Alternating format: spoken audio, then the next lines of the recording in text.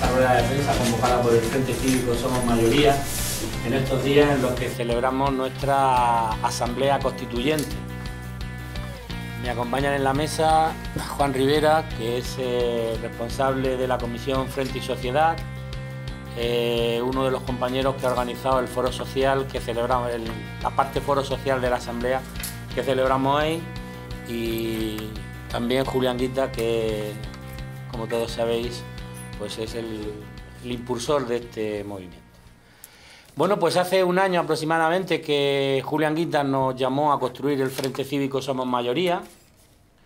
Desde aquella charla en Sabadell, a partir de la difusión de aquellas charlas, se empezaron a constituir los frentes cívicos en los territorios, en muchas localidades, muchas provincias, y de eso dio una organización que se ha llamado hasta ayer, que cesó y que culminó su trabajo, que era la gestora provisional del Frente Cívico. Por lo tanto, ayer ese órgano que durante un año ha dirigido, coordinado los trabajos del Frente Cívico, la extensión del Frente Cívico en todas las provincias del territorio de España, impulsor de campañas como la de no pagar la deuda, la del euro, y estar implicado en muchos colectivos sociales, pues ayer, como digo, culminó su trabajo. Culminó su trabajo pues acordando las últimas cuestiones para la realización de esta asamblea y de alguna forma ya los que componían ese órgano, que era una parte importante que fue y que es el colectivo Prometeo, personas que han trabajado mucho para que lleguemos hasta donde estamos, tanto organizativa como políticamente, por así decirlo, como una serie de compañeros y compañeras que Julio propuso para en esta primera fase constitutiva, además de los representantes de cada una de las provincias. Como digo, ayer ya culminó ese proceso y el domingo se elegirá una nueva coordinación, como nosotros le llamamos, no le llamamos dirección, un nuevo órgano de coordinación, una mesa estatal compuesta de 16 personas, que será la que ya en esta nueva fase, una vez constituidos, con unos estatutos de referencia y con un modelo organizativo, nos pongamos en marcha. Básicamente ha sido el trabajo este año, un trabajo arduo, difícil, con altibajos, lógicamente, porque todo proceso de inicio de constitución de algo, y máxime tal y conforme se ha ido conformando el Frente Cívico, sin medios económicos, sin recursos humanos dedicados especialmente a ellos, con la labor voluntaria, militante del conjunto de la gente, y además con nuestros propios recursos, estar aquí hoy, esto le gusta decirlo a Julio, hoy se lo voy a sustraer, estar aquí hoy nos cuesta el dinero de nuestro bolsillo, nadie nos lo paga. Hay gente que está en el paro y en difíciles circunstancias, que ha hecho un gran esfuerzo para poder estar aquí hoy y constituir el Frente Cívico. Por tanto, yo nada más, y le doy la palabra a Juan Rivera, el compañero que os va a explicar qué estamos haciendo hoy, cómo se va a desarrollar hoy el foro social del Frente Cívico aquí en Rivas.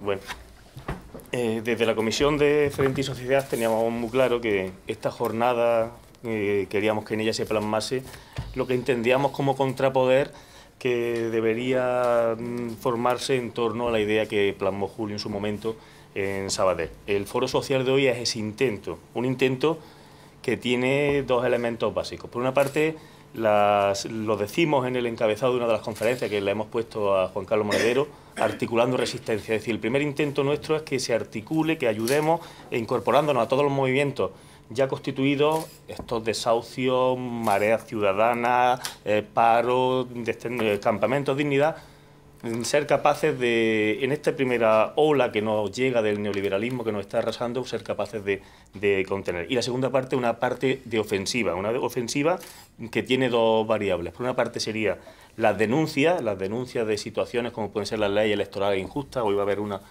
ponencia sobre ello, la denuncia de la intromisión de los poderes del Estado dentro, por ejemplo, del Poder Judicial. También vamos a tener ahora mismo, dentro de media hora, una ponencia de la jueza Manuela Carmena sobre separación de poderes, y después una parte propositiva. ¿Y cuál es la parte propositiva? pues 4 ejes de actuación preferente. Por una parte sería el eje de la reivindicación del laicismo como un elemento esencial para una ciudadanía que pueda convivir libremente, sería uno de los ejes. Otro elemento para nosotros básico es la recuperación de la soberanía económica. Acaba de desarrollarse la ponencia de Pedro Monte, Manolo Monereo, en torno a lo que sería la recuperación de la soberanía económica, crisis y salida del euro. Y 2 elementos que ponemos sobre la mesa y que van a salir con fuerza. Por una parte, un intento de ILP nacional en torno a la renta básica. Hay que decir que ya los compañeros de Cataluña están trabajando desde hace unos meses el tema de la renta de garantía ciudadana. Y por último, un contrainforme, que supongo que a partir de esta semana se presentará, articulado, gestionado por Juan Francisco Martín Seco, un contrainforme que haga frente a ese famoso informe que esos presuntos expertos de las pensiones, incluyendo algún que otro economista de Comisión Obrera, que seguramente no sabía ni dónde estaba, pusieron sobre la mesa hace una semana. Un contrainforme donde se analiza desde un punto de vista totalmente distinto y con una calidad intelectual muy superior a los famosos expertos de las pensiones, un contrainforme donde pongamos sobre la mesa una idea de que las pensiones no solamente son sostenibles, sino que se pueden tratar de otra manera. Todo esto es lo que se ha articulado hoy en torno a lo que sería el foro. Todos los ponentes que han venido lo han hecho, como acaba de decir el Ginés, desde el punto de vista de su participación voluntaria. Simplemente hemos tenido que pagar un billete de AVE a una persona que estaba en paro. Eso es el único coste que hemos tenido de los ponentes, y todo ello lo cerraremos con la ponencia de Julio Anguita, Ética y Política, donde también pues volveremos a recoger lo que el Frente Cívico Somos Mayoría pretendemos ser. Yo ya no tengo nada más que decir. Le cedo la palabra. Camarada. Bueno, seré breve porque yo prefiero que ustedes pregunten. Ayer se aprobó una resolución casi por unanimidad, creo que tuvo solamente una abstención, ningún voto en contra, que será llevada mañana al plenario.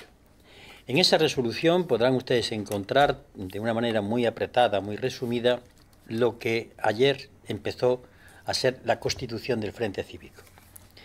El eje fundamental es la acción, el despliegue en la sociedad en torno a 2 vectores.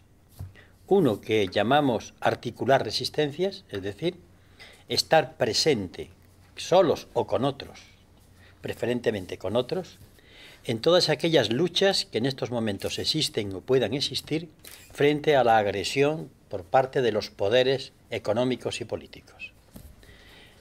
Quiero decir que allá donde haya desde un desahucio a una movilización por el tema de las pensiones, el tema del paro, la cuestión de la juventud, allí nuestro Frente Cívico tiene que estar. Tiene que estar, y si hace falta no figurar en un momento, no importa. Lo hacemos con voluntad de ir uniendo. Hemos asumido la idea de que lo nuestro es procurar que se vaya conformando ese contrapoder. Y si alguna vez tenemos que renunciar al protagonismo, encantados. Porque optamos en esa articulación de resistencias, porque todo eso que se está moviendo y que no asume la situación, termine uniéndose. Pero después hay una línea propositiva, no solamente es la articulación de resistencias. Una línea propositiva que comenzó con el nacimiento del Frente Cívico en torno a los famosos 14 puntos que ustedes conocen, pero que después se ha ido derivando o ampliando su esfera de desarrollo en torno a 3 puntos muy importantes. Uno es la cuestión de la deuda, otro es la cuestión del debate sobre el euro y otro es el tema de las pensiones. Sin demérito que pueda producirse otro tipo de acciones en esta línea de contestar la actual política que viene de mano de los poderes. Y repito, de los poderes económicos que se trasladan a los poderes políticos como fieles mantenedores del sistema. Junto a esto, aprobar esa línea de trabajo, lo que queríamos decir es que nosotros somos básicamente una propuesta organizada. No pensamos organizarnos sino que la entidad de lo que somos necesita organizarse, pero partiendo de elementos positivos. Repito, articular las resistencias y la cuestión propositiva. Y en torno a eso, la vocación nuestra de estar permanentemente en todos los lugares que haga falta, recomponiendo, uniendo, creando esa unidad que en un momento desembarque en lo que se puede llamar un contrapoder. Con un corolario final, en algunas manifestaciones y en declaraciones hemos insistido en la desobediencia civil. Creemos que ese es un objetivo en el momento en que ello sea posible, porque tenemos la fuerza necesaria. Y no es una posición gratuita, sino que está rigurosamente fundamentada, no solamente en una trayectoria que en España ha tenido personas que lo han ido expresando, sino que además está basada en la solemne Declaración de Derechos Humanos de las Naciones Unidas en su tercer considerando. Es que cuando los gobiernos no cumplen la función para la cual se han sido votados, el pueblo, los ciudadanos, tienen el derecho de rebelión. Es que utilizamos para ahora el tema de la desobediencia civil. Bien, quiero decir con esto que nuestras cartas son claras, no ocultamos nada, lo decimos con toda sinceridad. Y sobre todo, para terminar ya, porque somos conscientes de una cosa, no estamos en un momento normalizado, estamos en una situación de excepción económica, social y política, con una Constitución que nadie desarrolla, es más, se legisla vulnerándola, con una desafección hacia la política, en un momento en que la corrupción parece ser que es la médula espinal de toda la sociedad española y de sus élites. Esa situación de excepción no puede resolverse con una convocatoria de elecciones, y no porque estemos en contra de las elecciones, sino que con esa simple medida no hay solución.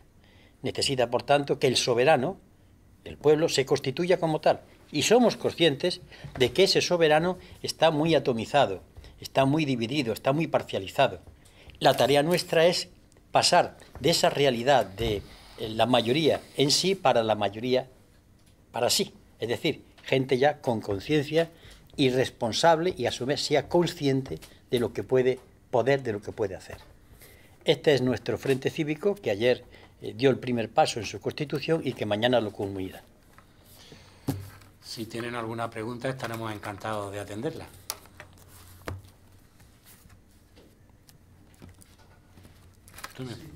En principio, ha dicho el señor Anguita que no tienen vocación de, o entendido por lo menos, que no tienen vocación de protagonismo.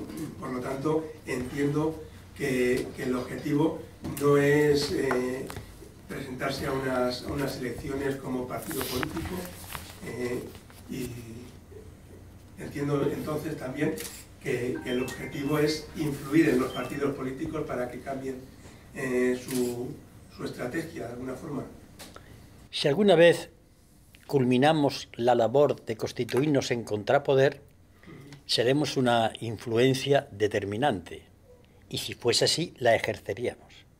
No cabe la menor duda, de las maneras que en ese momento pues haga falta hacer. Porque lo importante, cuando hemos apelado a la desobediencia civil, es que hay que hacerla. No es una cuestión de declaración. Naturalmente, hoy nosotros no podemos decir que vamos a ir a una desobediencia civil porque sería ridículo ahora. Por tanto, tenemos el objetivo en eso, como paso político fundamental en el que la soberanía nacional cristaliza. Pero para eso hay que tener fuerza, fuerza unida, y en ese momento damos el paso. Por eso ahora mismo lo nuestro es una acción como la Penélope, sin que desteja por la noche, sino que está permanentemente tejiendo con mucha humildad, con mucha serenidad, con mucha tranquilidad, haciendo renuncias incluso a aparecer. Es decir, desde la humildad y desde huir de la imagen de narcisismo que muchas veces nos afecta, sobre todo en el campo, podríamos llamar, amplísimo de la izquierda, de estar pendiente de la declaración grandilocuente, del estar pendiente de cómo posamos para la posteridad. No, hay una renuncia permanente, menos a una cosa, a cambiar esta situación. Hay una renuncia. Porque si incluso se llega a una situación de contrapoder y en el camino, para que ese contrapoder exista, consciente, tenemos que renunciar a la existencia, se renuncia. Porque el objetivo es ese. Creo que me he explicado. Una gran parte de la sociedad, las encuestas lo dicen, están absolutamente convencidos de que la clase política la clase política actual tiene que desaparecer entera, que es culpable de la situación, unos por acción y otros por omisión. por no haber denunciado, por no denunciar la situación que estaba ocurriendo o que está ocurriendo, que es una de las razones por las que han sido elegidos. Eso piensa el Frente Cívico. Vamos a ver. En la historia, o al menos en la historia que yo he vivido, en la Villa y Corte, lo que se llama clase política había que sustituirlo por varias clases de políticos. Porque ha habido algunos grupos, entre ellos el de Izquierda Unida y antes el PC y otros, que desde hace ya muchos años mantuvimos un discurso. Algunos, ¿no? Bueno, dentro de Izquierda Unida había una parte que no lo mantenía, pero ya está en su sitio. Ya está en el lugar donde querían estar, así que ya tranquilitos. Es decir, nos opusimos desde el tema de Maastricht al tema de la moneda única, no porque creamos que la moneda única en una Europa unida no tenga razón de ser, pero no esta, como se ha hecho esta. Y por tanto, el tema de unas elecciones entendemos que no lo resuelve. No lo resuelve porque hay dos partidos políticos, en todo caso la tercera fuerza política que está emergiendo con más fuerza, pero no llegará a tener la capacidad y fuerza suficiente. Estaríamos siempre en lo mismo. Ahora bien, la llamada clase política es una consecuencia también de la sociedad en la que estamos. No nos engañemos, ¿eh? En esto a mí me gusta hablar claro. Los políticos que tenemos y que somos, hemos nacido en esta sociedad. Y tenemos los fallos y los errores de esta sociedad. Nuestro crimen es que cuando llegamos a ejercer cualquier responsabilidad política, tenemos que combatir eso que en la sociedad constituye una norma. Me explico. El político corrupto es aquel que cuando ha llegado a ejercer una responsabilidad, en vez de ser ejemplo de dignidad, de coherencia, hace lo que una parte de la sociedad no desdeñable ve conforme. No tendría sentido, si esto no es así, cómo la gente vuelve a votar a corruptos. No tendría sentido. Luego, entonces, tenemos que ver que el producto llamado político es hijo de una sociedad. Y no le estoy quitando la responsabilidad al político. Yo soy el que he defendido públicamente y en artículos que en el caso de corrupción, el ser político, dirigente político, para mí es una especie de, no de atenuante, sino de agravante. Pero una vez dicho esto, no me gusta ver que la clase política es algo aislado de la sociedad en la que está. No, es consecuencia de esa sociedad. Y su gran crimen es que cuando llegan a un lugar de determinado poder, no actúan de manera distinta. Porque nosotros, todos los que estamos en el ejercicio de la política, venimos de la misma sociedad. Aquí en esta sociedad está muy bien no pagar impuestos, haces bien en robar porque yo haría lo mismo si estoy allí. Entonces, me parece cuando se utiliza de que los políticos hacen esto y demás como si fuesen una casta aparte de malvados, no tiene sentido. Tienen su responsabilidad gravísima. Pero yo le pediría también a la sociedad que se hiciese la introspección. Porque en el momento en que la sociedad cambie una parte de sus valores, todo lo que la cohesiona, empezaríamos a cambiar las cosas. No me gustaría... Quiero decir que el entrar en un diálogo, ¿no? Pero lo que quiero decir es de... no se está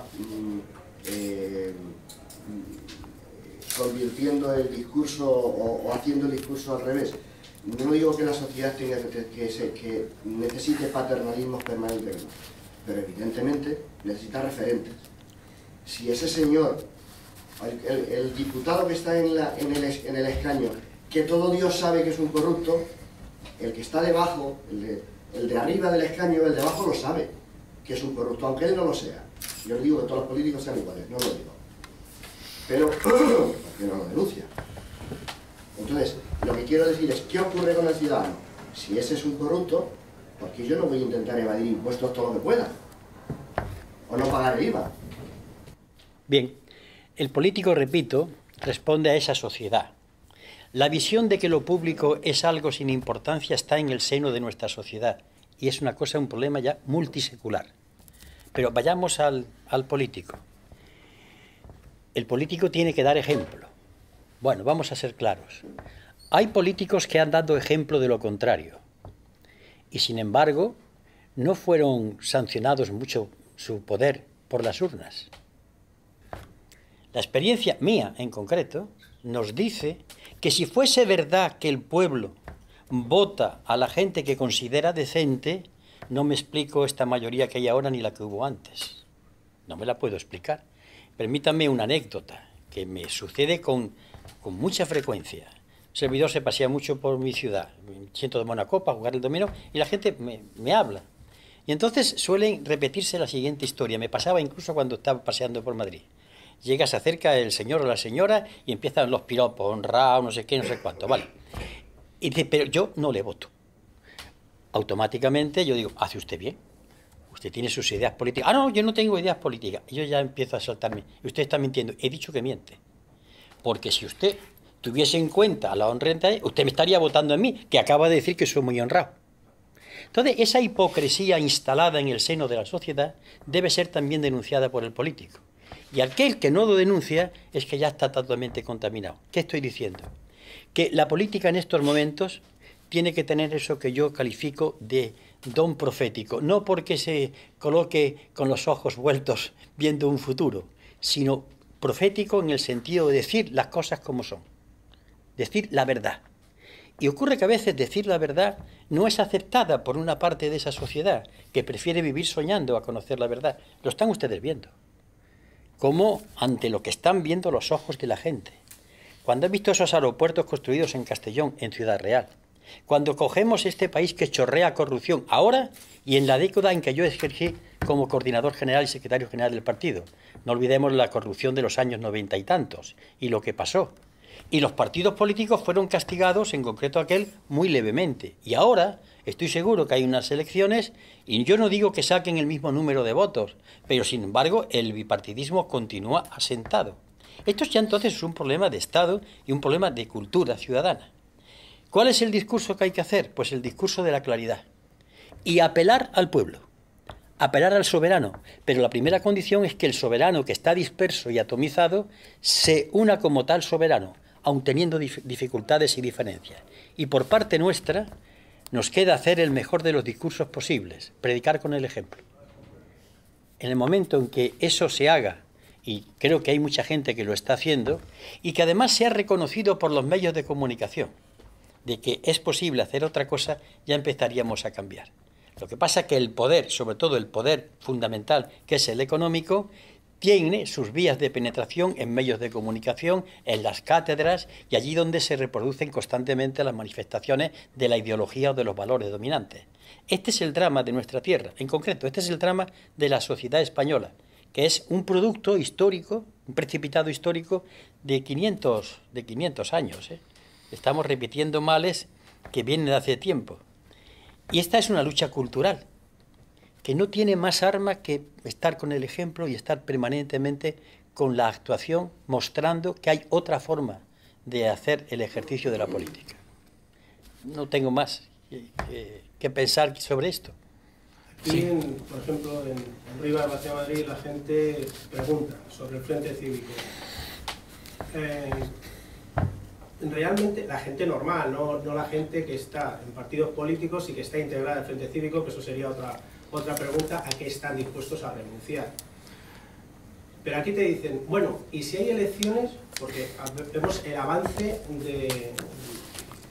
Es decir, el castigo ha ido en parte a la abstención.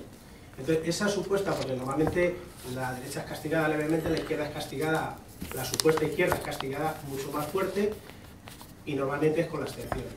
Entonces, toda esta gente que mira, vamos a calificarlo con cariño, el Frente Cívico, que incluso participa, que va a algunas asambleas, dice, pero bueno, si hay elecciones próximas, ¿a quién voto? Bien, para contestarle, seguramente yo haré referencia a algunos datos en los cuales parecerá que estoy fuera del Frente Cívico. Tenga usted en cuenta de que tendré que improvisar una pregunta que, por cierto, me hacían cuando yo era candidato a la presidencia del gobierno, hace ya muchos años. Yo siempre empezaba contestando lo siguiente. Díganme ustedes, ¿qué partido político ha fundado el señor Botín? ¿El señor González? ¿O don César Alierta? ¿Qué partido político han fundado ellos? Ninguno. Se valen de los que hay. Por tanto, la cuestión de poder no implica necesariamente apoyar a una fuerza política. La cuestión de poder es tenerlo y ejercerlo. Y para eso, estoy hablando en la teoría, en la pizarra, pues el tema electoral es secundario. Por eso el Frente Cívico existe, porque quiere crear un poder, y el tema de las elecciones está ahí cada 4 años o cada X años. Pero no nos olvidemos que también es una posibilidad. Yo creo que el Frente Cívico, conforme se va desplegando, en un momento determinado tendrá que decir, bueno, pues recomiendo a mis compañeros afiliados que vote a tal, o que vote a cual, o que se abstenga, o que vote en blanco. Ejercerá ese poder sin necesidad de tener que constituirse en partido político, por la misma razón que dije al principio. Don Emilio Botín tiene a su servicio al PSOE, al PP, a Convergencia y Unión, al PNV, y no ha creado ningún partido político. Pero ese es el poder. Nosotros aspiramos a ser un poder, y ya veremos qué hacemos con las fuerzas políticas, si apoyamos a una, apoyamos a otra, pero eso lo veremos en un momento. Pero primero, como decía, dame una palanca y que mover el mundo. Dadme el poder, que ya hablaremos. Ha hablado en varias ocasiones de la desobediencia civil. ¿Qué es lo que haría falta para que fuera posible y cómo se articularía esa desobediencia civil cuando fuera posible? Sobre esto no hemos discutido, yo voy a dar mi opinión, que es muy compartida, pero no la del Frente Cívico en su totalidad, aquí como tal. Vamos a ver, lo primero es tener el poder, es decir, tener la capacidad suficiente para que la sociedad pese y esté cohesionada en torno a una serie de programas, de valores, que tienen como eje pues la justicia, la democracia, la cultura, y que como programa referente, ya lo hemos dicho en algunos documentos, tenemos 2 documentos importantes. Uno, la solemne Declaración de Derechos Humanos de las Naciones Unidas, y después la Carta de la Tierra. Es decir, 2 objetivos políticos de una enjundia tremenda. Pero a partir de ahí, nuestro poder va a venir en función de lo que seamos capaces de hacer en la calle. Y cuando digo la calle, no solamente estoy hablando de la movilización y de la manifestación. Para mí el concepto calle implica concienciación, trabajar con la sociedad, influir en ella, debatir con ella, porque se entiende movilización como la ocupación de la calle. Y para mí la ocupación de la calle, que es necesaria, es el corolario de una acción anterior que supone la concienciación. Y supone además el seleccionar y primar los actos. Ustedes se habrán dado cuenta, y lo que pasará en Madrid, lo veo yo desde Córdoba, la cantidad de movimientos y de actos que hay todos los días de protesta es que no podemos, nos damos abasto. Llegará un momento que tendremos que pensar si eso se puede coordinar. Y ganando conciencia, para que cuando salgamos, eso aparezca en las primeras páginas de los periódicos. Por eso, el problema primero, antes de declarar una ofensiva, es tener la fuerza necesaria para que la ofensiva se haga notar. Y esta es la labor que hemos hecho de tejer. Y, naturalmente, ¿qué es la desobediencia civil? Bueno, algunos de nosotros, yo creo que bastantes, tenemos como referencia a un tal Gandhi. Gandhi era una fuerza tremenda, tenía el valor y la audacia de renunciar a la violencia, entre otras cosas por inútil. Y además sabía el poder emergente que significa una mayoría silenciosa, no la que se mete en su casa, digo que no grita, que sale a la calle sabiendo lo que quiere. Eso ya es una desobediencia civil que comienza por pequeños actos y culmina con el gran acto. Ayer yo asumí una especie de enmienda que quería colocar al final de la resolución una frase de Abraham Lincoln, que hablaba el derecho del pueblo a la rebelión. Y por tanto la palabra rebelión y desobediencia civil no son ni más ni menos que condición sine qua non con una condición previa, que haya fuerza. Porque si no hay fuerza, toda la desobediencia civil queda embaladronada. Por tanto, ¿qué quiero decir? Que lo nuestro es crear conciencia, unir gente, repito, para ejercer ese poder en el momento que podamos ejercerlo. Y eso significa, desde luego, no digo una declaración de guerra, Significa una declaración de intenciones para que todo el mundo sepa qué es lo que queremos, propios y extraños. El objetivo es claro, pero pone dos condiciones importantísimas, ¿no? El que todos esos movimientos sean capaces de unirse y que luego después los medios de comunicación lo recojan debidamente y lo pongan en primera plana, decía usted hace un momento. No quiero ser pesimista, pero vamos, ese botín y esos otros que este gastó nombre usted son los dueños de esos medios de comunicación. Bueno, vamos a ver. Yo tengo una pequeña experiencia de cómo, en cierta medida, hemos derrotado a los medios de comunicación. Una pequeña experiencia. Cuando surgió la famosa campaña de la pinza, sabíamos que teníamos a los medios en contra, a la inmensa mayoría. ¿Qué hicimos en Madrid? Pues publicamos un folletito, muy bien editado, muy pobre por otra parte, pero limpito, aseado, ¿no? En donde poníamos, para que la gente supiera, las votaciones en las que había coincidido el PP y el PSOE. Era abrumadora. En las que habíamos coincidido el PSOE e Izquierda Unida, y la única votación que habíamos coincidido con el PP, que era sobre una cuestión de democratización. Ese folleto se hizo y se entregó a nuestra base. La puerta de los metros, la salida de las fábricas. Pasamos de 5 diputados en Madrid a 6. Hay algo que los medios no pueden llegar. Cuando la calle se ocupa, y no hablo de violencia, imagínense ustedes en Madrid, donde miles de personas a tal hora o en tal día se van a la boca de los metros con un pequeño pasquín, nada de insultar a nadie, con un lenguaje educado, cortés, informando un día, otro y otro, que sigan los medios de comunicación diciendo cosas. Hay algo que puede con ellos, el boca a oreja, lo que se dice en la escalera. Yo le llamo lo innombrable.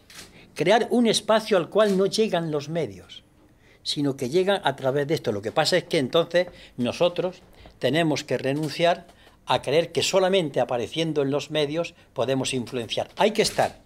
En concreto, yo cuando reclaman mi presencia ante los medios voy, pero sé que tengo que hacerlo por lo que pueda conseguir, pero que mi lugar es otro. Porque esos medios, independientemente de la intención de los profesionales, esos medios están defendiendo el papel de mi enemigo. Están defendiendo al poder, y yo soy consciente. Lo que pasa es que tengo que bailar en todas las pistas en que se me invite a bailar y con todas las parejas que se me invite a bailar, pero siendo consciente de con quién bailo en cada momento y lo que yo busco. Ese sistema, tenemos en España muchos ejemplos. ¿En qué ha consistido la capacidad de movilización de un Herri Batasuna? En la calle, en un momento. Y eso ha influenciado. Entonces, cuando yo decía esto, usted está defendiendo a Herri Batasuna, mire usted, yo estoy diciendo que hay un ejemplo en donde la movilización de la calle le crea al poder dolores de cabeza. Ya está, independientemente de sus objetivos y de lo que busquen. Ahí es donde estamos nosotros, donde tenemos que estar, en esa zona en donde el poder va echando anclas. Hay una parte que usted me ha dicho que desde luego incita a una reflexión, pero ¿podremos conseguir que tanto movimiento se pueda alguna vez organizar? Yo parto de un principio, pero vamos, es muy mío. Creo que a veces en la izquierda, y cuando hablo de izquierda no hablo de la estampilla, o del sello que nos ponen es de izquierda. Hablo del movimiento amplio que no está de acuerdo con lo que hay y tiene otros valores. Pecamos de narcisismo. Cualquier movientillo, se creen que somos el ombligo del mundo. Ven las siglas como el fin en sí mismos. Y creo que esa cultura del narcisismo tiene que desaparecer. Yo creo que tenemos que estar enamorados del objetivo de crear el contrapoder. Y en nombre de ese amor tenemos que renunciar a ser protagonistas o a visualizar el protagonismo a través de unas siglas. Eso para nosotros es fundamental, porque si cuando nos relacionamos con otros colectivos empezamos a exigir que la cuestión de siglas, que yo estoy primero porque tengo más, nos hemos equivocado. Ustedes saben que cuando van, muchas veces yo he visto muchas en Madrid y en Córdoba, cuando se convoca una manifestación, yo he contado que hay más siglas que asistentes. Bueno, eso hay que acabar con eso. Ahora, me dirá usted, eso es difícil. Y yo le diría, como en plan andaluz, la tira de difícil, niño. La tira, pero no tenemos otra cosa. Si no hay más preguntas, podemos dar por concluida la rueda de prensa, agradeciéndoles nuevamente que estén aquí presentes con nosotros.